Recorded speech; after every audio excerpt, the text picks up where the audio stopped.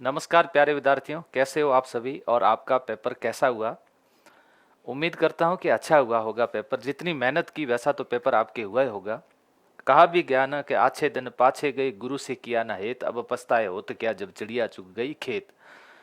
जो होना था सो वो सारी चीजें हो चुकी हैं। मैं कई बार कहता हूँ कि परीक्षा देने के बाद में, यानी कि पेपर, और पेपर को और मिसाइल की दोनों की साथ में तुलना करनी चाहिए। दागो और भूल जाओ। मिसाइल को दागने के बाद में भूल जाते हैं।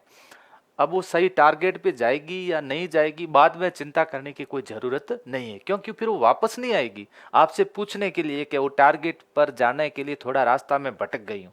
जो हो चुका है।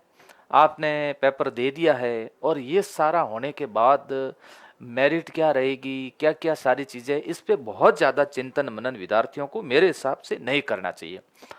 जब से इसकी विज्ञप्ति जारी हुई और जब तक इसकी परीक्षा नहीं हुई तो सारे सारे विद्यार्थियों को, यानी कि 21 लाख विद्यार्थियों को इस भर्ती ने पूरा एंगेज करके रखा था। कोई दूसरी भर्ती की तैयारी नहीं कर रहा। और मैं बार बार ये कह रहा था कि आप अपने जो भी भर्तियां हैं, आपका जो टारगेट है उसकी आप तैयारी करते रहिएगा। इसकी स्पेशल रूप से आप तैयारी मत करिएगा।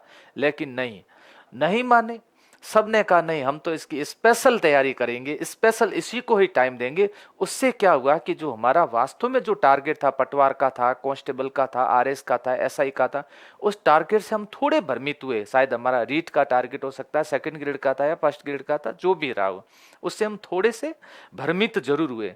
लेकिन एग्जाम देने के बाद में मैथ्स हार्ड आ गई, इंग्लिश का पेपर हार्ड था, मेरा शिफ्ट का पेपर हार्ड था। कोई बात नहीं, आपके शिफ्ट का पेपर हार्ड था तो हो सकता है कि हार्ड पेपर में भी आपका सिलेक्शन हो जाए, सरल पेपर में भी आपका सिलेक्शन हो जाए, इसका कोई पता नहीं चलता है। क्योंकि अब कट ऑफ की बात आती है। जैसे जनरली एक बात करते हैं कि सर इसके अंदर कट ऑफ क्या रहेगी, कट ऑफ क्या रहेगी, यही करते हैं अपन कि इसके अंदर कट ऑफ क्या रहेगी। तो देखते हैं जनरली, मैं कई बार इसमें अंदर 70 से 75 प्रश्न जनरल के बता रहा हूँ, जनरल के, ठीक है। 70 से 75 प्रश्न जिनके राइट हो रहे हैं वे सुरक्षित महसूस अपने आप को कर सकते हैं। लेकिन फिर भी इसके ऊपर कट्टों पर नहीं जाना चाहिए, क्योंकि अलग अलग शिफ्ट में जब पेपर होता है, पहले क्या हुआ था, पशु परिचर में हो हल्ला हुआ, नॉर्मलाइजेशन कर दिया, जेड फॉर्मूला लगा दिया। जेड फॉर्मूला सही नहीं है। जेड फॉर्मूले से विद्यार्थी काफी निराश होते हैं और उससे विद्यार्थियों को काफी नुकसान भी होता है। फिर इन्होंने कहा कि नहीं, हम परसेंटाइल फॉर्मूला ले आएंगे। अब परसेंटाइल फॉर्मूला ले आए तो पूरे राजस्थान भर के विद्यार्थियों में हो हल्ला मच गया कि परसेंटाइल फॉर्मूला क्या है, परसेंटाइल फॉर्मूला क्या है। प्यारे विद्यार्थियों, परसेंटाइल फॉर्मूला बहुत अच्छा फॉर्मूला, इसमें हो हल्ला करने की कोई जरूरत नहीं है। ज्यादा इसके ऊपर अपने को ज्ञानी बनने की आवश्यकता नहीं है। रेलवे में चल रहा है, एसएससी के अंदर चल रहा है, जेई में ये फॉर्मूला है, नीट के अंदर ये फॉर्मूला है, लगभग सभी एसएससी के अंदर ये फॉर्मूला अपनाया जाता है। परसेंटाइज फॉर्मूला है ना, अब इक्वल कर देंगे, है ना, इक्वल कर देंगे सभी पारी को। तो परसेंटाइल के अंदर परसेंटाइल का संबंध परसेंटेज से नहीं है, परसेंटाइल का मतलब है रैंक से है, ठीक है ना। जैसे अलग अलग शिफ्ट में आपका पेपर हुआ है, कोई पहली शिफ्ट में था, कोई दूसरी शिफ्ट में था, कोई तीसरी शिफ्ट में था। अब 54,000 है तो 9,000 सभी शिफ्ट के अंदर लेने हैं। तो ये 9,000 पे जो भी विद्यार्थी आएगा ना, उसमें जो जिसको नंबर पहले शिफ्ट में जो फर्स्ट रैंक पर है उसको 100 परसेंटाइल माना जाएगा। उसको 100 नंबर नहीं, उसको 100 परसेंटाइल माना जाएगा। इस 1000 से, इससे 9,000 ले लेंगे। 9,000 लेते समय यह भी ध्यान रखा जाएंगे कहीं आरक्षण प्रभावित तो नहीं हो रहा है, इस बात का भी विशेष रूप से ध्यान रखा जाता है। यह भी ध्यान रखा जाता है कि कहीं ऐसा तो नहीं हो रहा है किसी एक ही पारी के अंदर ज्यादा विद्यार्थी, एक ही आरक्षण के विद्यार्थी हो तो वो प्रभावित तो नहीं हो रहे, इसका विशेष रूप से ध्यान रखा जाता है। इसीलिए परसेंटाइल फॉर्मूला में यह भी ध्यान रखा जाता है कि एक पारी के अंदर ज्यादा होशियार विद्यार्थी तो नहीं आ गए। तो बड़े सोच समझ करके इस परसेंटाइल फॉर्मूले को लागू किया गया। इस फॉर्मूले से किसी भी विद्यार्थी को कोई नुकसान नहीं होगा, सभी विद्यार्थियों को इसका फायदा मिलेगा।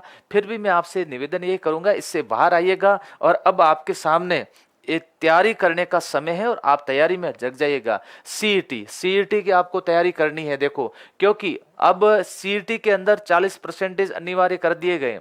तो 40% आपको लाने के लिए अब आपको मेहनत करनी पड़ेगी। आगे वाली सारी भर्तियां प्रभावित हो जाएगी। वीडियो का भी एग्जाम होना है, दिल्ली पुलिस कांस्टेबल की विज्ञप्ति जारी हो चुकी है, एसएससी जीडी इसका नोटिफिकेशन आ चुका है, कृषि पर्यवेक्षक का नोटिफिकेशन आ चुका है। आगामी अगर आप शिक्षक बनने का सपना संजोए बैठे हैं तो आपको बीएसटीसी की तैयारी कर देनी चाहिए।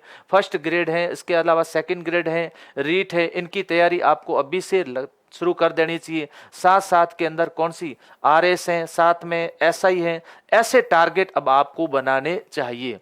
और जब आप इस प्रकार के टारगेट लेकर के चलोगे तब जाकर के ये सारी चीजें संभव होगी। प्यारे विद्यार्थियों, एक चीज में उलझना नहीं चाहिए था लेकिन आप खूब उलझे।